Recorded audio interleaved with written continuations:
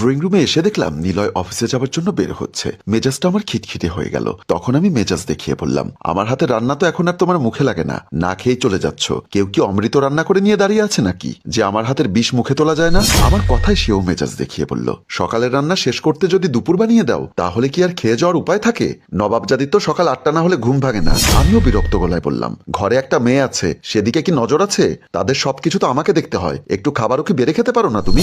সে ভ্রু কুচকে বলল, তোমার ঘ্যান ঘ্যান শুনে অফিসে যেতে ভালো লাগে না, বলে চলে গেল। আমি পেছন থেকে বললাম, আরে টিফিন বক্সটা তো নিয়ে যাও। সে পেছন ফিরে বলল, আমার জন্য অমৃত নিয়ে বসে আছে, তোমার হাতের বিষ খাওয়ার কোনো ইচ্ছা আমার নেই, বলেই নিলয় চলে গেল। আমার মেজাজ খারাপ হয়ে গেল। খাবার টেবিলে বসে আমার মেয়ে উষ্ণতা মামা করে ডাকতে লাগলো। মেয়ের ডাক শুনে চোখের কোণে জমানো এক ফোঁটা পানি মুছে খাবার টেবিলের দিকে চলে গেলাম। ডাইনিং টেবিলের কাছে আসতে উষ্ণতা বলল, মা প্রচুর ক্ষুধা পেয়েছে, খেতে দাও। রান্নাঘরে গিয়ে দেখি তরকারি নেই, সবজিও কম। বুঝতে পারলাম নিলয় আমাকে না জানিয়ে টিফিন বক্সে করে খাবার নিয়ে গেছে। টিফিন বক্সটাও ঘরের কোথাও নেই। পাশে দুটো প্লেটে আমারও উষ্ণতার খাবারটাও ঢাকনা দেওয়া। মুচকি হেসে মনে মনে ভাবলাম, মানুষটা পারেও বটে, যাওয়ার আগে রোজ আমাকে রাগাতে হবে। সন্ধ্যা গড়িয়ে রাত হয়ে গেল। খাটের উপর মেয়েকে ঘুম পাড়াচ্ছিলাম। ঘড়ির দিকে তাকিয়ে দেখলাম রাত 11টা বাজে। এখনো তার খোঁজ নেই। কোথায় কি করে সৃষ্টিকর্তাই ভালো জানে। এত কিসের কাজ যে রাত 11টা বেজে যাবে? মেজাজটা ধরে রাখতে না পেরে মোবাইলটা হাতে নিয়ে তাকে কল দিলাম। রিং পড়ছে, তবুও কল পিক করে না। মেজাজটা আরো খারাপ হয়ে গেল। আবারও কল দিলাম। একটা রিং পড়ার সাথে সাথেই কলটা রিসিভ করলো। বললাম,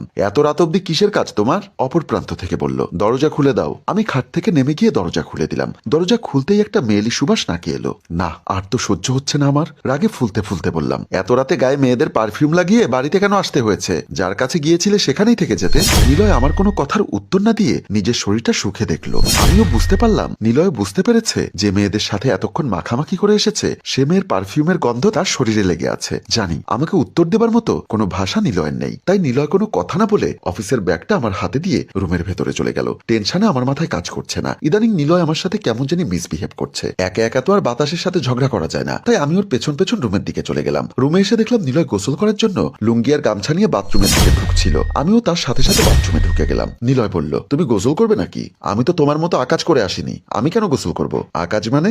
যদি আকাজই না করে আসবে তাহলে শরীর থেকে মেয়ে লোকের গন্ধ উঠবে কেন?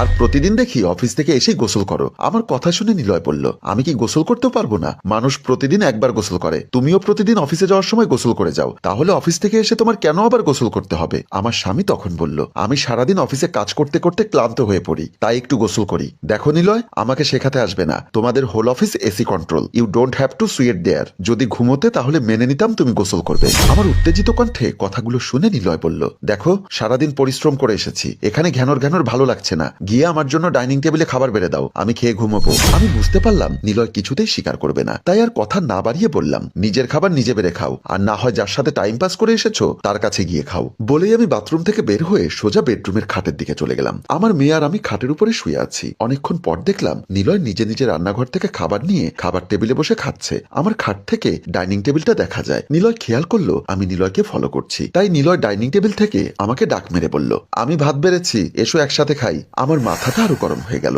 আমি মনে মনে ভাবতে লাগলাম, যখন অন্য মেয়ের সাথে আকাজ করতে যাও তখন কি ওই মেয়ের চেহারার উপর আমার চেহারাটা একবার ভেসে ওঠে না? একবারও কি মনে পড়ে না ঘরে একটা বউ রেখে কিভাবে অন্য মেয়ের সাথে এসব করছি? কথাগুলো মনে মনে বিড়বিড় করছি আর নিলয়ের প্রতি মনের গভীরে ঘৃণার জন্ম দিচ্ছি। একটু পরে খেয়াল করলাম নিলয় ডিনার শেষ করে এসে খাটের পাশে বসলো। আমার মাথার উপর হাত রাখতে চাইলো। আমি হাতটা সরিয়ে দিয়ে আমার মেয়েকে বুকে নিয়ে এক পাশ হয়ে শুয়ে পড়লাম। উষ্ণতার ঘুম ভেঙে যাবে তাই নিলয় আমার সাথে বাড়াবাড়ি করলো না। সেও আমার পাশে শুয়ে পড়লো। হঠাৎ মনে পড়লো আমার বান্ধবী রেশমি আমাকে বলেছিল, স্বামীরা যদি বাহিরে কোনো নারীর প্রতি আসক্তি হয়ে পড়ে তারা স্ত্রীর বিশেষ মুহূর্তে সাড়া দেয় না। মনে মনে ভাবলাম রেশমির কথাটা ট্রাই করে দেখি। পাশে ফিরে দেখলাম নিলয় কপালের উপর হাত দিয়ে চোখ ঢেকে শুয়ে আছে। আমি এবার তার পাশে ফিরে তাকে আমার দিকে টানতে চাইলাম। নিলয় তখন বলল, আজ ভালো লাগছে না, শরীরটা বড্ড ক্লান্ত, আজ আমি কিছু করতে পারবো না। আমার সন্দেহের তীরটা আরো বেশি তীক্ষ্ণ হলো। তাহলে রেশমির কথাই ঠিক। ঘরের মানুষটি যখন অন্য নারীর প্রতি আসক্ত হয়ে যায় তখন সে আর ঘরের স্ত্রীর দিকে সময় দিতে চায় না। মনে মনে ভাবলাম কাল একবার ওর অফিসে গিয়ে দেখবো ও এত রাত পর্যন্ত অফিসে কি করে, নাকি অফিসের নাম করে অন্য কোনো নারীকে সময় দিয়ে যায়। পরদিন সকালে আমি নিলয়ের অফিসে যাই। অফিসে গিয়ে দেখি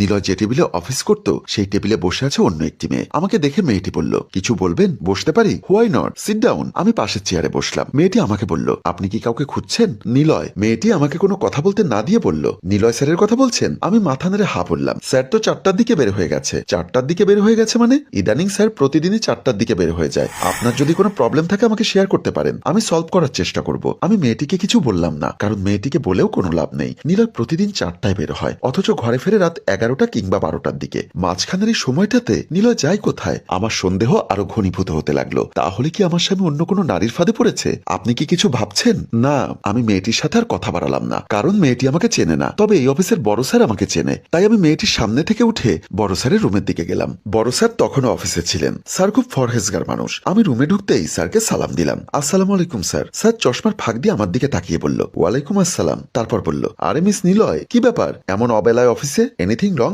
স্যার কিছু মনে না করলে একটা কথা জানতে পারি? স্যার আমাকে অভয় দিয়ে বলল, অফকোর্স জানতে পারো, যদি বিষয়টা আমার জানা থাকে। স্যার নিলয় অফিস থেকে বের হয় কটায়? আমার এমন প্রশ্ন শুনে স্যার চোখের চশমাটা খুলতে খুলতে বলল, কেন বলো তো? আমি যতটুকু জানি সে প্রতিদিন আর্লি অফিস থেকে বের হয়ে যায়, বাট ঘরে ফেরে মধ্যরাত্রে। In the meantime Niloy কি করে? কোথায় যায় সে? ওয়েট, নিলয় কটার দিকে ঘরে ফেরে? টাইমের কোনো ঠিক নেই স্যার। কোনোদিন 11টা বাজে, কোনোদিন 12:30 বাজে। এমন সময় দেখলাম স্যারের মোবাইলে একটা কল আসলো। স্যার আমার দিকে তাকিয়ে বলল, এক্সকিউজ মি বলে স্যার কলটা রিসিভ করলো। স্যার বলল, ওয়ালাইকুম আসসালাম, আপনি কি মমিন সাহেব বলছেন? জি আমি মমিন সাহেব বলছি। কেন বলুন তো? লোকটি তখন বলল, আপনার অফিসের এক কলিগ হোন্ডা অ্যাক্সিডেন্ট করে বর্তমানে ইপ্তি মেডিকেল সেন্টারে ভর্তি আছেন। স্যার তখন বলল, আমার অফিসের কলিগ? কি বলছেন আপনি? জি আমি ডাক্তার আরিফিন সিদ্দিকী বলছিলাম। লোকটির গলায় আপনার অফিসের কার্ড ঝোলানো ছিল, সেখান থেকে নাম্বার নিয়ে আমি আপনাকে ফোন করেছি। কার্ডে ওনার নাম কি লেখা আছে?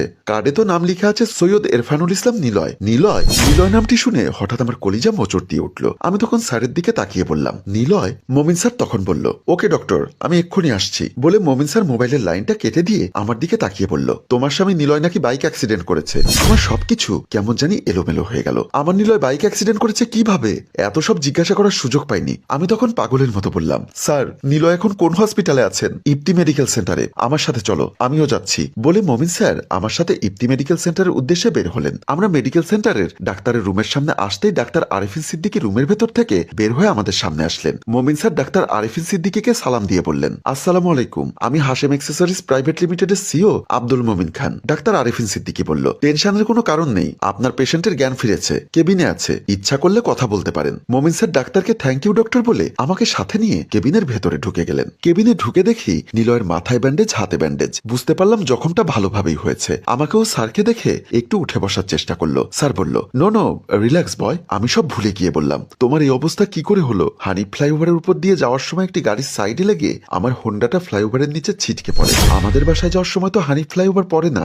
নিশ্চয়ই তুমি কোনো নারীর সাথে দেখা করার জন্য ওদিকে যাবার সময় তোমার এমন দুর্ঘটনা ঘটেছে। এজন্যই বলি, বাপ কখনো বাপকেও ছাড়ে না। মোমেন স্যার আমার দিকে তাকিয়ে বলল, কুল ডাউন মিস, আগে ব্যাপারটা ক্লিয়ার হতে দিন। মিস্টার নিলয়, আমার যদি ভুল না হয় তোমার বাসা শনি রাখরার দিকে। তুমি অফিস ছুটির পর তোমার বাসার দিকে না গিয়ে হানিফ ফ্লাইওভারের দিকে কেন গেলে? নিলয় তখন বলল, স্যার আমি রাইড শেয়ার করি। তুমি রাইড শেয়ার করো মানে? দেখো মিম, আমি স্যারের কাছে যে চাকরিটা করি সেই চাকরিতে মাস শেষে আমি বেতন পাই মাত্র 40,000। আমার বাসা ভাড়া মাসে 20,000, মেয়ের স্কুল খরচ প্রতি মাসে 5,000, ওর টিউশনির খরচ আরো 3,000, বাকি থাকে আমার হাতে মাত্র 12,000। গ্রামের বাড়িতে বাবা মার জন্য প্রতি মাসে 10,000 করে পাঠাতে হয়। সব মিলিয়ে আমার হাতে থাকে মাত্র 2,000 টাকা। এই 2,000 টাকায় না চলে সংসার, না চলে আমার প্রতিদিন আসা যাওয়ার খরচ। দুর্মূল্যের বাজারে 40,000 টাকা বেতনের চাকরিতে পোষায় না। তাই বাড়তি একটু ইনকামের জন্য প্রতিদিন অফিস ছুটির পরে আমি আমার হোন্ডা নিয়ে 7-8 ঘন্টা রাইড শেয়ার করি। তাতে প্রতিদিন 600 থেকে 700 টাকা আমার ইনকাম হয়, যা দিয়ে কোনো রকম আমার সংসারটা চলে। গতকাল তুমি আমাকে জিজ্ঞাসা করেছিলে না আমার শরীর থেকে মেয়ে লোকের পারফিউমের স্মেল কেন বের হচ্ছে?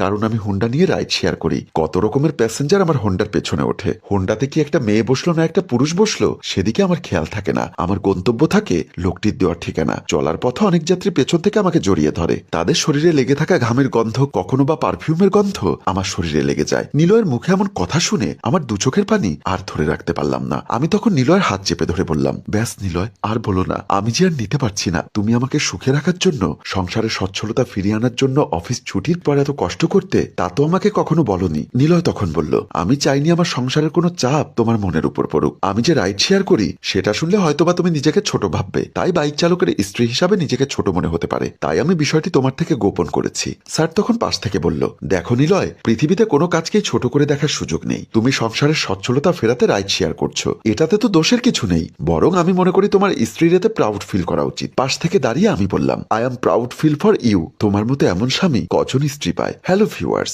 সন্দেহ এমন একটি রোগ যা তিলে তিলে মানুষকে শেষ করে দেয়। দাম্পত্য জীবনে সন্দেহ একবার ঢুকে গেলে সে সংসারে আর শান্তি ফিরে আসে না। তাই আসুন, আপনার লাইফ পার্টনারকে সন্দেহ করার আগে তার গতিবিধির উপর নজর রেখে দেখি আদৌ আমরা যা ভাবছি তা সত্যি কিনা। আমাদের গল্পটি যদি